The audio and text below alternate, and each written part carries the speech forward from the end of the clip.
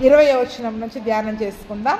నీ దేవుడైన యెహోవా తాను నీకు ఇచ్చిన మాట చొప్పున నీ సరిహద్దులను విశాలపరిచిన తర్వాత నిశ్చయముగా మాంసం తినగోరి మాంసం తినదని అనుకొందువు, అప్పుడు నీకు ఇష్టమైన మాంసము తినవచ్చును. అదే మాట ఇప్పుడు పైన చెప్పిన మాటనే మళ్ళీ ఇక్కడ చెబుతూ ఉన్నారు. ఎప్పటి వరకు అది ఎంతవరకు? 27వ వచనం వరకు కూడా, 27వ వచనము 28 వరకు కూడా మొత్తం అదే చెప్తూ ఉన్నారు.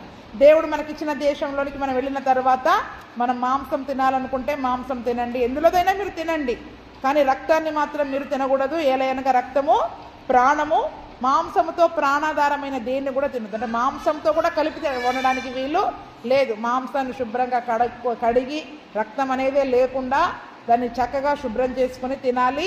ఆ రక్తాన్ని ఏం చేయాలి? తినకుండా భూమి మీద నీళ్ళ వల్లే పారబోసేవారిగా ఉండాలి. ఎందుకంటే నీ తర్వాత నీ సంతతి వారికి మేలు కలుగునట్లు యెహోవా దృష్టికి 25వ వచనంలో నీవు యెహోవా దృష్టికి యుక్తమైన దానిని చేసినందున నీకు నీ తర్వాత నీ సంతతి వారికి మేలు కలుగునట్లు దానిని తినకూడదు. చూడండి, ఈరోజు మనం ఏ పని చేసినా దేవునికి వ్యతిరేకముగా అది మనకే కాదు మన రాబోయే సంతానాలకి కూడా దీవెన కానీ శాపము కానీ మన ద్వారా ఏది మరి మనం ఏమి ఇస్తున్నామో మరి మనం చూసుకునే వారముగా ఉండాలి. నీకు నియమింపబడిన ప్రతిష్ఠితాలని మొక్కుబళ్లను మాత్రం యెహోవా ఏర్పరచుకున్న స్థలానికి నువ్వు తేవాలి. అదని మొక్కుబళ్ళు దశం భాగాలు ఇవన్నీ కూడా ఎక్కడ తీసుకురావాలి? చాలామంది దశం భాగాలని దేవుని పని కొరకు వేరే వాటి కొరకు ఉపయోగిస్తూ ఉంటాం. కాబట్టి ఖచ్చితంగా దేవుని మందిరంలోనికి దశమ భాగాన్ని ప్రతిష్ఠిత అర్పణలని మరి మనము తీసుకోవాలి. మొక్కుబడిని కూడా తీసుకొని రావాలని సెలవిస్తూ ఉన్నారు. 29వ వచనం 28లో చూసుకుంటే నీ దేవుడైన యెహోవా దృష్టికి యుక్తమును యథార్థమునకు దానిని నువ్వు చేసినందున నీకు నీ తర్వాత నీ సంతతి వారికి నిత్యము మేలు కలుగునట్లు నేను నీకు ఆజ్ఞాపించుచున్న ఈ మాటలన్నిటిని నువ్వు జాగ్రత్తగా వినాలి. ఇదంతా కూడా చూడండి. ఆ పైన నీ బలుల రక్తమును నీ దేవుడైన యెహోవా బలిపీఠం మీదనే పోయాలి, వాటి మాంసము నీవు తినాలి. అదే మాట నేను ముందు చెప్పాను. ఆ బలుల యొక్క రక్తాన్ని ఎక్కడ పడితే అక్కడ పోయడానికి వీలు లేదు. బలిపీఠం మీదనే పోయాలి, లేదా అంటే నేల మీద పారబోసేవారిగా ఉండాలి. దేవుడు ఏదైనా కూడా మన ఇంటికి రావాలి, మన హృదయంలోకి రావాలి అని అనుకున్నప్పుడు మరి ఆ యొక్క స్థలము కూడా పరిశుద్ధంగా పవిత్రంగా కాపాడుకునే బాధ్యత మనది. ఎప్పుడైతే దేవుని దృష్టికి యుక్తమైంది యథార్థమైంది మనం చేస్తామో నీకు నీ తర్వాత నీ సంతతి వారికి నిత్యము మేలు కలుగునట్లు నేను నీకు ఆజ్ఞాపించిన ఈ మాటలన్నిటిని నువ్వు జాగ్రత్తగా వినాలి. ఇవన్నీ వింటే మనకేం కలుగుతుందంట? మనకి మేలు, మన సంతానానికి మేలు, మన రాబోయే సంతానానికి నిత్యము మేలు కలుగుతుంది. నిరంతరము మేలు అంటే మనకు నచ్చినట్లుగా భక్తి చేయడం కాదు, దేవుని దృష్టిలో ఆయనకి ఇష్టమైన భక్తి చేయండి. ఆయన కంటికి నచ్చినట్లుగా భక్తి చేయాలి. ఆయన దృష్టికి యుక్తమైంది యథార్థమైందే మనం చెయ్యాలి. మన కంటికి నచ్చిన భక్తిని మనం అనుకున్న భక్తిని మనం చేస్తే అది మన భక్తి అవుతుంది, దానివల్ల ఎటువంటి ఉపయోగము కూడా ఉండదు. కాబట్టి ఈరోజు మనకి మన సంతానానికి నిత్యము మేలు కలగాలి అంటే దేవుడు మనకు ఇచ్చిన వాటి ప్రకారం ఆ ఇచ్చిన ఆజ్ఞల ప్రకారం మరి మనము నడుచుకునే వారముగా ఉండాలి. ఆ మాటలను వినే వారముగా మరి మనము ఉండాలి. 29వ వచనం నుండి ధ్యానం చేసుకుంటే నీవు వారి దేశంలో స్వాధీనపరచుకున్నట్టుకు వెళ్ళుచున్న జనములను నీ దేవుడైన యెహోవా నీ ఎదుట నుండి నాశనము చేసిన తర్వాత నీవు వారి స్వాస్థ్యమును స్వాధీనపరచుకొని వారి దేశంలో నివసించినప్పుడు వారు నీ ఎదుట నుండి నశింప చేయబడిన తర్వాత నీవు వారి వెంట వెళ్ళి చిక్కుబడి వారి దేవతలను ఆశ్రయింపగోరి ఈ జనములు తమ దేవతలకు కొలిచినట్లు నేనును చేసేదనని అనుకొనకుండా జాగ్రత్తగా ఉండవలెను. వారు తమ దేవతలకు చేసినట్లు నీవు నీ దేవుడైన యెహోవాను గూర్చి చేయవలదు. ఎలయనగా యెహోవా ద్వేషించు ప్రతి హేయ క్రియను వారు తమ దేవతలకు చేసిరి. వారు తమ దేవతల పేరిట తమ కుమారులను తమ కుమార్తెలను అగ్నిహోత్రములో కాల్చివేయుదురు కదా. నేను మీకు ఆజ్ఞాపించు ప్రతి మాటను అనుసరించి చేయవలెను. దానిలో మీరు ఏమీ కలపకూడదు, దానిలో నుండి ఏమీ తీసివేయకూడదు. చూడండి, మీరు ఈ దేశానికి వెళతారు, వాగ్దానం దేశానికి వెళ్ళారు.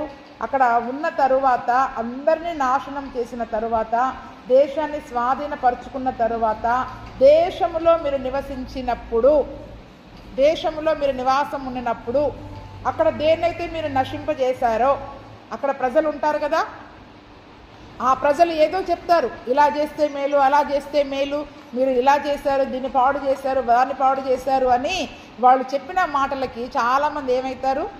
అది మేలు ఇది మేలు అనుకుని ఆ రకంగా చేయాలని ఆలోచన కలిగి ఉంటారు. ఆ రకంగా చేయాలని ఆలోచన కలిగి ఉంటారు. ఇప్పుడు చూడండి, చాలామంది మన సంఘంలోని పిల్లలు హాస్టళ్లలో ఉన్నప్పుడు వాళ్ళ స్నేహితులు ఏదో చెప్తారు. ఏంటది? ఈమెకి ఏదో కళ్ళు తిరిగింది, వాంతులు అయిపోయినాయి, చికాకు అయిపోయింది. వాళ్ళు ఏం చేస్తారు? ఈ నల్లతాడు కట్టుకుంటే చాలా మంచిది, నీకేంగా చికాకు అవ్వదని చెప్పి వాళ్ళు ఏదో కడతారు. మన వాళ్ళకి ఏమీ తెలియదు, కట్టించుకొని వచ్చేస్తున్నారు. నేను మందిరంలో చూసినప్పుడు అడుగుతున్నా, తల్లిదండ్రులు మరి ఏం చేస్తున్నారో తెలియట్లా. ఇంటి దగ్గర కొద్దిమందిని మందిరంలో చూసి అది ఎందుకు కట్టుకున్నామంటే, ఆ అమ్మాయి ఏం చెప్పింది, మా ఫ్రెండ్ కట్టింది, ఎందుకంటే నాకు బాగా చికాకు అయిపోయింది, నా ఫ్రెండ్ నాకు ఇది కట్టింది, నాకు బాగున్నారని కట్టింది. మరి నువ్వు యేసు ప్రభు ఉన్నాడని నీకు తెలుసు కదా, ఆయన స్వస్థపరచడని నీకు తెలుసు కదా, నువ్వెందుకు చెప్పలేదు ఆమెకి యేసు ప్రభు నన్ను బాగు చేస్తాడని? మాటలు అంటే చూడండి, వాళ్ళు ఏదో చేస్తే మేలని చెప్పి వాళ్ళలాగా మనం చెయ్యాలని చిక్కుబడిపోవడం. అదే ఇక్కడ చెప్పిన మాట ఏంటండి, నీవు వారి వెంట వెళ్ళి చిక్కుబడి వారి దేవతలను ఆశ్రయింపగోరి ఈ జనములు తమ దేవతలకు కొలిచినట్లు నేనును చేసేదనని అనుకొనకుండా జాగ్రత్త పడు.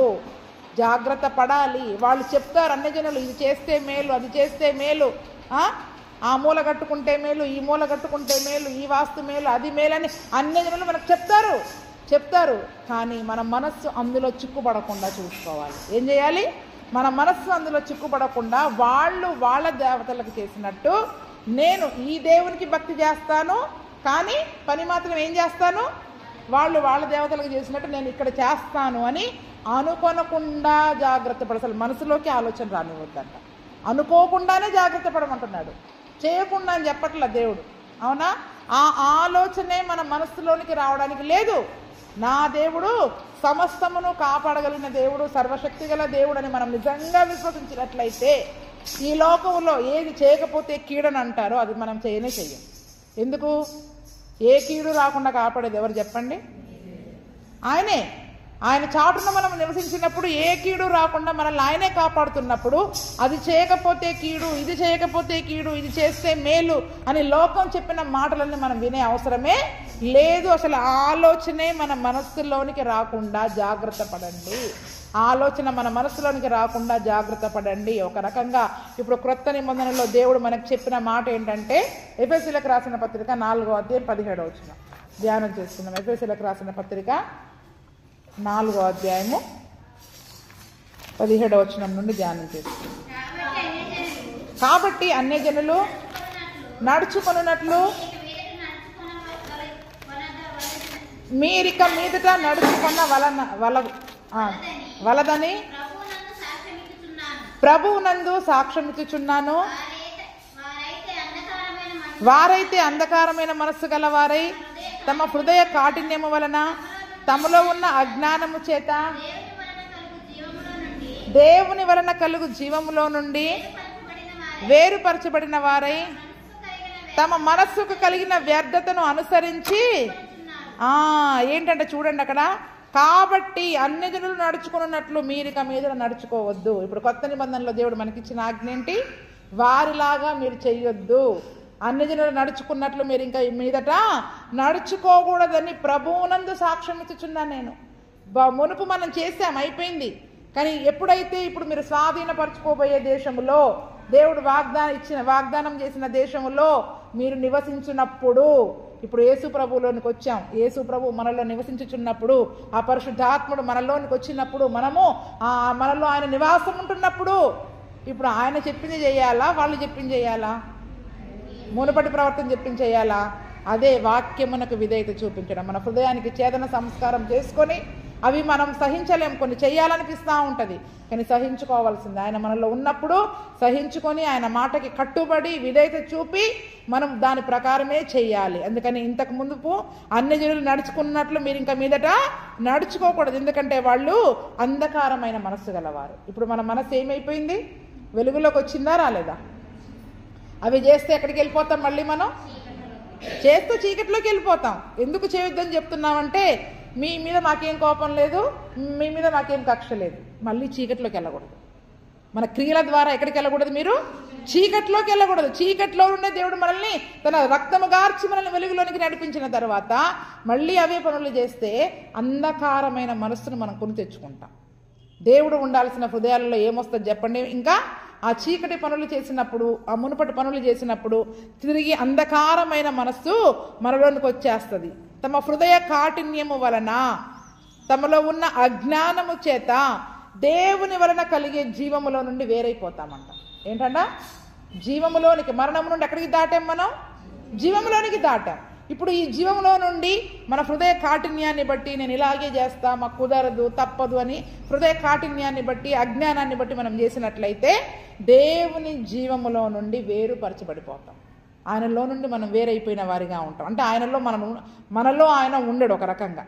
అందుకనే మనం ఫలించలేకపోవడానికి కారణం ఏంటి చెప్పండి? ఇప్పుడు ఫలించలేకపోవడానికి ఒక మొట్టమొదటి కారణం ఏంటంటే అన్యజనులు నడుచుకున్నట్లుగా కొన్ని మనం చేస్తూ ఉన్నాం. దేవుడు విడిచిపెట్టమన్నవి, నాశనం చేయమన్నవి, పడగొట్టమన్నవి, ఇంకా వాటి పేరే మనలో కనబడకూడదు అని చెప్పినవి మళ్ళీ మళ్ళీ మనం చేయడం ద్వారా అంధకారమైన మనస్సు మనలోనికి వచ్చేస్తుంది, హృదయ కాఠిన్యం వస్తుంది, అజ్ఞానం వస్తుంది, జీవములో నుండి వేరుగా అయిపోతున్నాం. దేవుని జీవములో నుండి జీవము గల వారం అని చెప్పుకుంటున్నాము, కానీ మనలో ఆయన జీవము లేదు. మన శరీర సంబంధమైన జీవం ఉంటుంది, కానీ ఆయన జీవం మనలో ఉండదు. అందుకని నీవు జీవించుచున్నావన్నా పేరు మాత్రం ఉంది, కానీ నీవు మృతుడవే. ఎప్పుడు మృతులమవుతాం? ఆయన మనలో లేకపోతే మనం మృతులమైపోతాం. అందుకనే చూడండి, అన్యజనులు నడుచుకున్నట్లు ఇంకా మీదట మీరు నడుచుకోవడానికి వీలు లేదు. ఇప్పుడు కొత్త నిబంధనలో మనకిచ్చిన ఆజ్ఞ. అందుకు అన్యజనులు ఎలా నడుచుకుంటున్నారు, మనం చాలా సంగతులను మనము ధ్యానం చేసుకోవచ్చు. అన్యజనులు ఎలా నడుచుకుంటున్నారు అంతకు మునుపు కూడా నేను మీకు చెప్పినట్లు మనం చేయకూడదు. మత్తయి సువార్త 5వ అధ్యాయం 47 చదవండి. త్వరగా కొన్ని మాటలు ధ్యానం చేసుకుందాం.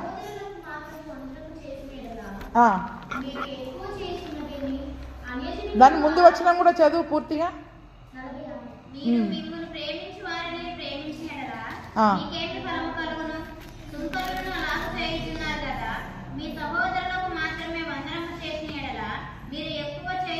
ఇప్పుడు అన్యజనులాగా మనం నడుచుకోవద్దు అంటే ఏంటి చూడండి. అన్యజనులాగా నడుచుకోవద్దు అంటే ఏంటి చూడండి. మమ్మల్ని ప్రేమించే వాళ్ళనే ప్రేమిస్తాం, మనల్ని ఎవరైతే పలకరిస్తారో వాళ్ళనే పలకరిస్తాం. ఏంటంట? అంటే మనల్ని పలకరించని వాళ్ళు, మనతో మాట్లాడని వాళ్ళ మొహం కూడా మనం చూడం. ఇక్కడ వాక్యం ఏం చెప్తూ ఉంది 45వ వచనంలో, ఆయన చెడ్డవారి మీదను మంచివారి మీదను సూర్యుని ఉదయింపచేసి నీతిమంతుల మీదను అనీతిమంతుల మీదను వర్షము కురిపించుచున్నాడు. అన్యజనులు ఏం చేస్తారంట?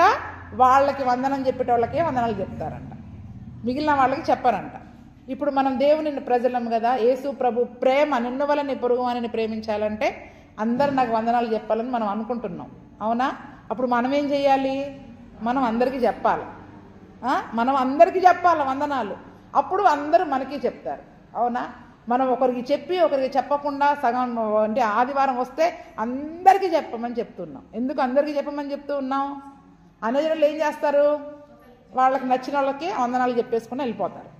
వాళ్ళకి నచ్చిన వాళ్ళకి వందనాలు చెప్పి, వాళ్ళకి ఇష్టమైన వాళ్ళని ప్రేమించిన వాళ్ళకి వందనాలు చెప్పుకొని వాళ్ళతోటే గుసగుసలు మాట్లాడుకుని వెళ్ళిపోతారు. కానీ దేవుని ప్రేమించే వాళ్ళు, దేవుడు ఏ ప్రేమను చూపిస్తున్నాడో, నీతిమంతుల మీద అనీతిమంతుల మీద వర్షాన్ని సూర్యుడిని కురిపింపజేస్తున్నప్పుడు మరి మనం కూడా ఎటువంటి ప్రేమను కలిగి ఉండాలి?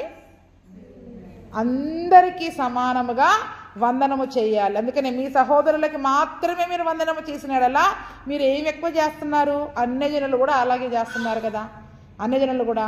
అందుకనే వాళ్ళు దేవతలకు చేసినట్టు వాళ్ళు ప్రవర్తించినట్లు మీరు ప్రవర్తించకండి. ఎందుకు చెప్తా ఉన్నారు అక్కడ? ఇప్పుడు కొత్త నిబంధన కాలంలో పౌలు మనకి ఏం చెప్పాడో అది నేర్చుకోవాలి. అందుకని అందరినీ పలకరించండి, సంతోషంగా పలకరించండి, అందరినీ నవ్వుతూ పలకరించండి. దేవుని ప్రేమ మన పలకరింపులోనే వాళ్ళకి అర్థం కావాలి. ఏం కావాలి? దేవుని ప్రేమ, పలకరింపు. ఈ క్రైస్తవులు మొహాలు తిప్పుకొని పోతారనేటట్లు ఉండకండి, అప్పుడు ఎవరూ రారు దేవుని దగ్గరికి. వీళ్ళని చూస్తే ఎప్పుడు మాట్లాడదామన్నా మొహం తిప్పుకొని వెళ్ళిపోతూ ఉంటారు అనేటట్లు ఉండకండి. చక్కగా అందరినీ పలకరించి మాట్లాడి వారుగా ఉండండి. అక్కడ అంటున్నాడు అన్యజనులు కూడా అలాగే చేస్తారు కదా. మీరు యేసు ప్రభువుని నమ్ముకొని యేసు ప్రభు నాలో ఉన్నాడని చెప్పుకొని మీరు ఎక్కువ చేసేది ఏంటి? కొత్తగా చేసేది ఏముంది? ఇంక ఇక్కడ ఇంకా ఏముంది కింద? అది 6-7 చదవమ్మా.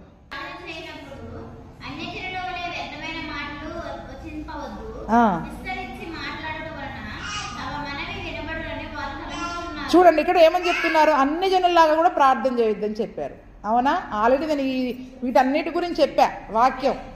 అన్యజనుల్లాగా ప్రార్థన చేయొద్దు, ఇంత విస్తారంగా చేయని అవసరం లేదు. ఒక అంశం గురించి ఒక మాట అడిగితే చాలు. మనం ఏం చేస్తామంటే ఇక ఏదైనా ఒక అంశాన్ని పట్టుకుంటే, ఇప్పుడు ఇంట్లో ఏదైనా ఒక సమస్య గురించి చెప్పుకుంటే దాని మూలాలు వెతికి వెతికి వెతికి అక్కడి నుండి జరగబోయే సంగతి అంతా ఆ ఒక్క అంశం గురించే గంటసేపు చేస్తారు. అవసరం దేవుడికి తెలుసు, అన్నీ తెలుసు, దాని ముందు తెలుసు, వెనక తెలుసు. ఏం చేయండి, ఒక్క మాట అడగండి, యేసయ్యా నాకు ఈ సమస్య ఉంది తీర్చు, అంతే. మాటి మాటికి అడగండి దాన్ని, అంతేగాని దాన్ని పట్టుకొని దాని వెనక ముందు పెద్ద చరిత్ర రాసి ఒక పెద్ద ప్రసంగం చేసి ఆ ప్రసంగం అంతా వాక్యంలో పెట్టాల్సిన అవసరము లేదు. ఎందుకంటే అన్యజనులు ఏమనుకుంటారంట, ఎంత పెద్దగా ప్రార్థన చేస్తే అంత ఎక్కువగా దేవుడు నా ప్రార్థన వింటాడని అనుకుంటారంట. ఇప్పుడు మనకి చాలా అంశాలు ఉంటాయి, ఒక్కొక్క అంశం గురించి ఇంతసేపు ప్రార్థన చేసామనుకోండి, ఏమైతుంది చెప్పండి? ఎంత టైం పట్టాలి మనకి? అంశాలన్నీ మనం చెప్పుకుంటే దేవునికి హస్తాలకు అప్పగించుకున్నాం అనుకోండి, ఆయన సర్వజ్ఞాని, మనకంటే జ్ఞానం గలవాడు, మనం చెప్పిన వాటికంటే ఇంకా ఉంటుంది ఆయన దగ్గర. కానీ మనం అంత విడమర్చి ఆయనకు చెప్పాల్సినంత అవసరము లేదు. కాబట్టి చిన్న ప్రార్థన అయినా కూడా దేవునికి అప్పగించేయండి. అది అన్యజనుల్లాగా ప్రార్థన చేయాలని కోరుకోవద్దు. 31 అదే 6వ అధ్యాయం 31వ వచనం.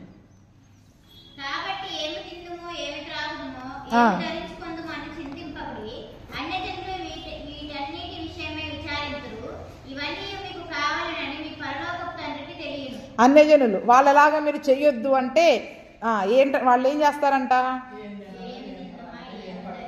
ఎల్లొస్తారు, ఎల్లొచ్చి కూడా ఇంట్లో ఏం చేస్తారు, మళ్ళీ అవే బాధ, దుఃఖము, చింత, విచారాన్ని వాళ్ళు కలిగి ఉంటారు. కానీ మనం ఏం కలిగి ఉండాలి? విశ్వాసం కలిగి ఉండాలి.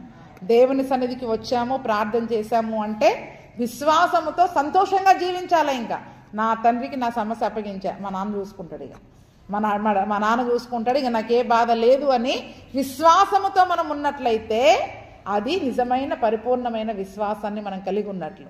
అన్యజనులు గుడికి వెళ్తారు, వస్తారు, కానీ ఇంటికి వచ్చి ఏం చేస్తారు? ఆ సమస్య గురించి కింద మీద పడి విచారము, దుఃఖం, చింత, బాధ అన్ని వీళ్ళే మోస్తారు. మన చింతను మోసే దేవుడు ఒకడు ఉన్నాడు కదా, మీ భారాన్ని నా మీద మోయమన్నాడు కదా. మనం బాధ ఏంటి? బాధను తీసుకెళ్ళి ఆయన మీద పెట్టేయడం, సంతోషంగా ఉండండి. ఇప్పుడు మనం దేవుని నమ్ముకున్నాం, కానీ అన్యజనుల్లాగా మళ్ళీ అవే పనులు చేస్తూ ఉంటుంటే దేవుడు ఖచ్చితంగా ఆజ్ఞ ఇచ్చాడు వాళ్ళకి, మీరు స్వాధీనపరుచుకున్న దేశంలోకి వెళ్ళాక వాళ్ళలాగా మీరు చెయ్యకండి, వాళ్ళ దేవతలకు చేసినట్టు మీరు మీ దేవుళ్ళకి చేయకండి, ఆ పద్ధతులు ఆ అలవాట్లన్నిటిని మీరు విడిచిపెట్టేయాలి. మన దేవుంత బాధ దుఃఖం విడిచిపెట్టండి, మీ చింత యావత్తు ఆయన మీద ఏమన్నాడు వేసేసేయండి. అన్యజనులు కూడా బాధపడతారు, నువ్వు బాధపడుతున్నావు. ఇక అక్కడ ఉన్న తేడా ఏంటి చెప్పండి? మన దేవుని యొక్క గొప్పతనాన్ని మీరు ఏం చూపిస్తున్నారు లోకానికి? ఇంకా మనం ఎంత విశ్వాసం కలిగి ఉన్నాం, ఆ విశ్వాసం వల్ల జరిగే అద్భుతాలు ఏంటి, ఆశ్చర్యాలు ఏంటి, ఎలా చూపించగలుగుతాం లోకానికి మరి మనం? అందుకనే వాళ్ళు చేసినట్లు మీరు చేయకండి. అపోస్తల కార్యము 15:19 కూడా మరి మనం చూసుకుంటే చూడండి, కొన్ని విషయాలు చెప్తాను, తర్వాత వివరంగా మళ్ళీ చెప్తాను నేను ఎప్పుడైనా ఒకరోజు. అపోస్తల కార్యము 15:19.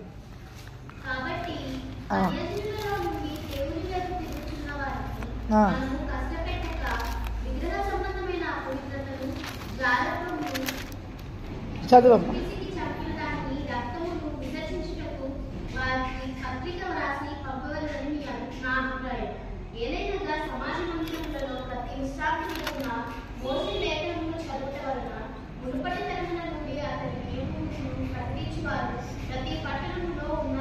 చూడండి, ఇప్పుడు అన్యజనుల నుండి మనం దేవుని వైపుకు తిరిగాం కదా, కాబట్టి దేవుడు కూడా ఇక్కడ పౌలు గారు కూడా అంటున్నారు, మన పైన ఎక్కువ భారాలు పెట్టదలుచుకోవాలా. పాత నిబంధన అంటే ఇప్పుడు మనం ఏ రకంగా అయితే ముందు అన్యజనులుగా ఉన్నామో అక్కడ నుంచి వచ్చిన వారికి ముఖ్యంగా విడిచిపెట్టవలసినవి ఏమేమి ఉన్నాయి అక్కడ? విగ్రహ సంబంధమైన అపవిత్రత, అసలు మనం ముట్టుకోకూడనివి, వాటి జోలికి వెళ్ళకూడనివి. ఏం చెప్పండి?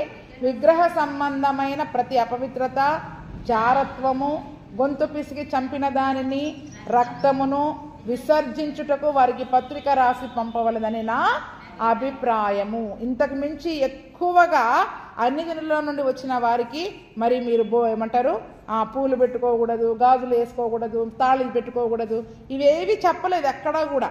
అపోస్తలులు ఏం చేశారు? ఇవన్నీ భారాలు వాళ్ళ మీద పెట్టొద్దు. ఎందుకంటే ఒక్కొక్కరు ఒక్కొక్క జాతుల నుండి వస్తారు, ఒక్కొక్క మతాల నుండి వస్తారు, కులాల నుండి వస్తారు.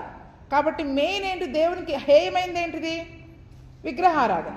కాబట్టి దానికి సంబంధించిన అపవిత్రత, ఆ దేశంలో వాళ్ళు ఎటువంటి హేయ కార్యాలు చేసి దేవునికి అసహ్యం పుట్టించారో అటువంటి అసహ్యమైన కార్యాలు మనం విడిచిపెట్టి దేవుని దగ్గరికి రావాలి. కాబట్టి ఏదేది విగ్రహ సంబంధమైన అపవిత్రత మనం అందులో ఉన్న వాళ్ళందరికీ తెలుసు. కాబట్టి వాటి జోలికి మనం వెళ్ళొద్దు. ఇంకా అటువంటి ఆచారాలే కానీ పద్ధతులే కానీ ఇది చేయకపోతే వాళ్ళకి కోపం వస్తుంది, ఆ దేవత కోపం వస్తుంది, ఈ దేవుడు కోపం వస్తుంది అని మునుపు ఏవేవైతే చేశారో అవన్నీ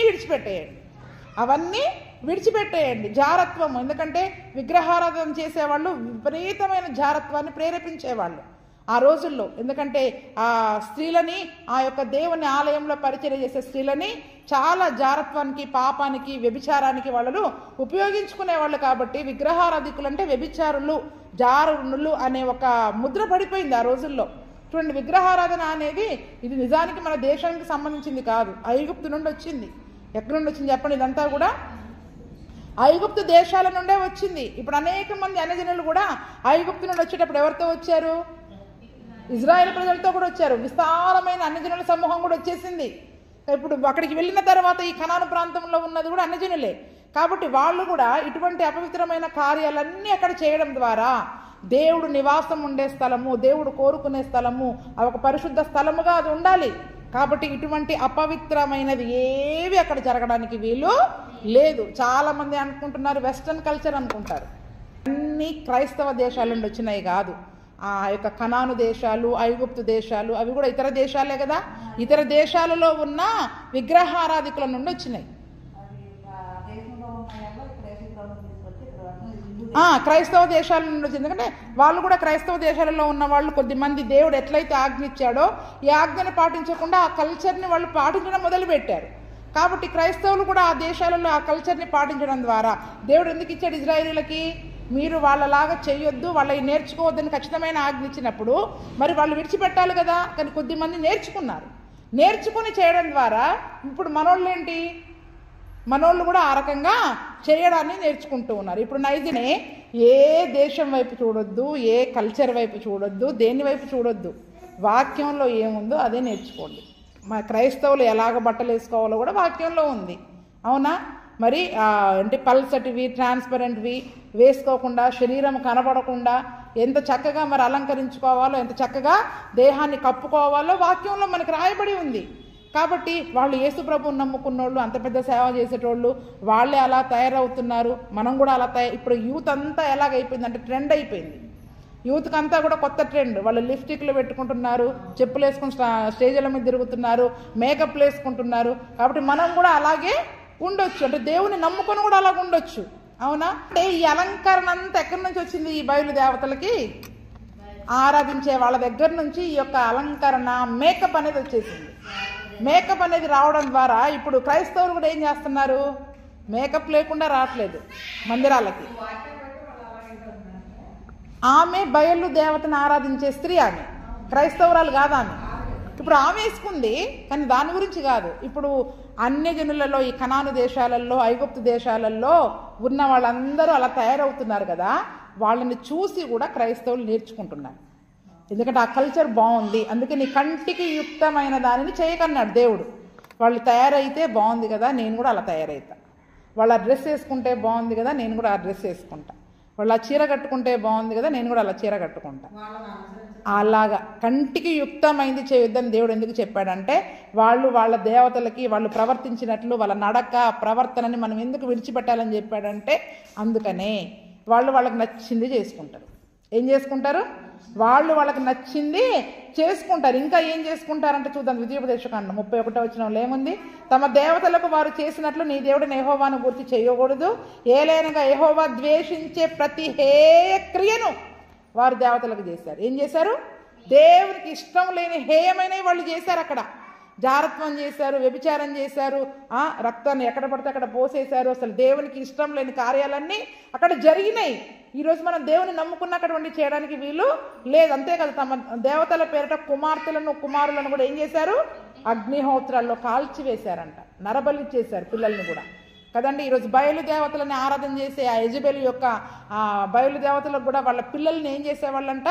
బలిచ్చేవాళ్ళంట. ఆ యొక్క బయలు దేవత ఇలాగుంటుంది, 2 చేతులు పట్టుకొని ఇలా 2 చేతులు పట్టుకొని ఒక విగ్రహం ఉంటుంది, కంచు విగ్రహం లాగా ఉంటుంది. దాంట్లో ఏం చేస్తారంటే దానిని విపరీతంగా మంటల్లో కాల్చి తీస్తారు. మంటల్లో విపరీతంగా దాన్ని కాల్చి తీసి ఎర్రగా కాలుతున్న ఆ 2 చేతులలో వీళ్ళ యొక్క పసిపిల్లలను అందులో పెట్టేసేవాళ్ళు. అప్పుడు ఆ పసిపిల్లలు ఆ వేడికి తట్టుకోలేక అంటే ఆ బలి అర్పించేసినట్టు. దేవుడు పిల్లల్ని ఎంత చిన్నపిల్లల వంటిదే పరలోక రాజ్యం అని దేవుడు చెప్తున్నాడు. వాళ్ళు చేసిన ఆ పనులు దేవుడికి నచ్చలేదు, హేయమైనగా ఉన్నాయి.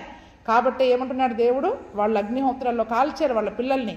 దేవుడు మన పిల్లల్ని పరలోక రాజ్యం ఇటువంటి వారిదే కాబట్టి వారు దేవుని స్వరూపులను దేవుడు సెలవిస్తూ ఉన్నాడు. కాబట్టి అవన్నీ కూడా మీరు చేయడానికి వీలు లేదు. నేను ఆజ్ఞాపించుచున్న ప్రతి మాటను అనుసరించి మీరు చేయాలి.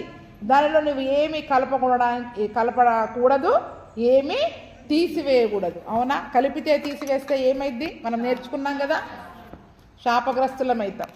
ప్రకటన గ్రంథంలో కలిపితే ఒక శాపం, కలిపితేనేమో తెగులు చేత బాధించబడతాడు, తీసివేస్తేనేమో శాపముతో బాధపడతాడు. దేవుడు నిన్ను తీర్పు దినాన గద్దిస్తాడని సామెతల గ్రంథంలో కూడా మరి మనము చదువుకున్నాము. కాబట్టి చూడండి, ఈ దినమున మరి దేవుడు మనల్ని ప్రత్యేకించుకున్నాడు, ఏర్పరచుకున్నాడు, పిలుచుకున్నాడు.